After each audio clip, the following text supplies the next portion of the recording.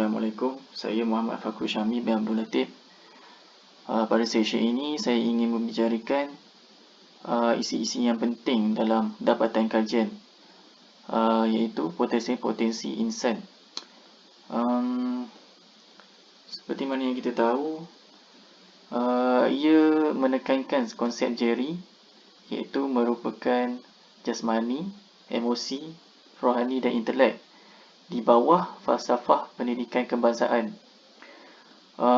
Tujuan falsafah pendidikan kebangsaan ini adalah suatu usaha ke arah memperkembangkan lagi potensi individu atau insan secara menyeluruh untuk mewujudkan insan yang seimbang dan harmonis dari segi jasmaninya, emosinya, rohaninya dan juga intelek berdasarkan kepercayaan dan kepatuhan kepada Tuhan.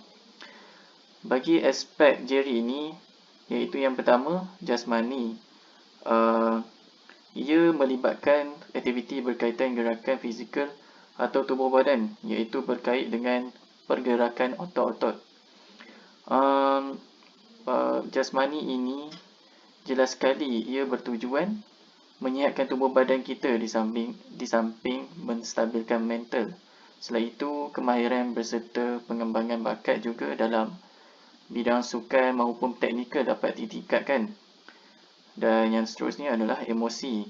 Ia penghayatan terhadap unsur emosi ini akan menjamin mental atau perasaan yang stabil berserta sihat dan matang. Selain itu, emosi juga ia dapat menghadirkan suasana perasaan yang tenang dan positif. Dan yang keempat adalah rohani. Maksudnya adalah ia merupakan kejati dirian dan juga pembinaan dan pembentukan watak seseorang insan itu. Dan apa yang dapat kita lihat, ia juga selari dengan perintah agama itu sendiri, yang di mana seseorang insan manusia itu menyedari dan mempercayai Tuhan sebagai pencipta. Dan akhir sekali adalah intelek. Aspek ini merangkumi keupayaan berfikir secara inovatif, kritis dan kreatif yang berjaya dalam kehidupan. Insan yang mempunyai kestabilan intelek ini sering berusaha untuk memperoleh dan mengembangkan lagi ilmu yang sedia ada bagi meningkatkan lagi keupayaan sesebuah ilmu tersebut. Insan sejahtera dalam krisis kemanusiaan.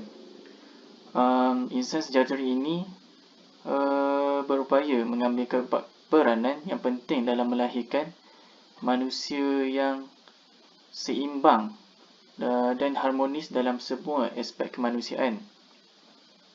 Dan insan sejahtera ini juga penting untuk memupuk bukan sahaja dibangunkan dengan prinsip-prinsip nilai yang berasaskan agama, tetapi juga ia memerlukan elemen-elemen seperti kebijaksanaan sebagaimana cabaran perubahan hari ini dapat dibentuk sesuai dengan acuan seseorang itu sendiri.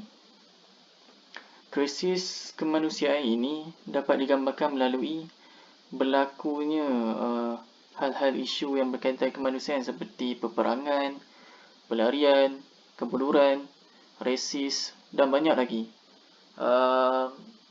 Namun apa yang efek pada hari ini adalah insan sejahtera ini semakin terhakis dan menyumbang kepada krisis kemanusiaan dalam kalangan manusia disebabkan beberapa faktor.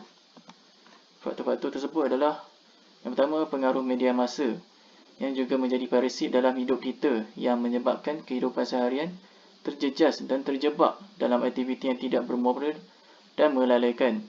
Kedua adalah gagal dalam menghayati dan mengamalkan nilai positif.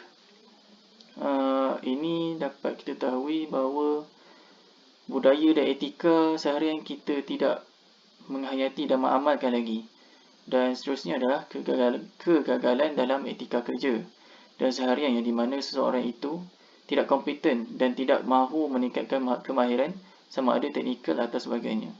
Seterusnya, hubungan kekeluargaan dan kemanusiaan dan masyarakat juga semakin renggang disebabkan hubungan silaturahim itu semakin pudar. Dan akhir sekali adalah strategi yang tidak berkesan dan cekap dalam melancarkan sesuatu perkara ini menyelesaikan masalah kemiskinan yang melanda dalam negara. Perkara ini juga hal yang penting dalam faktor-faktor menyumbang kepada krisis kemanusiaan. Oleh itu, penerapan insan sejahtera dalam diri adalah sangat penting kerana ia merupakan lambang kemanusiaan diri kita sendiri walaupun berlainan agama.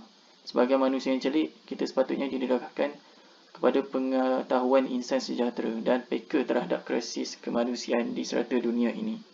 Sekian daripada saya.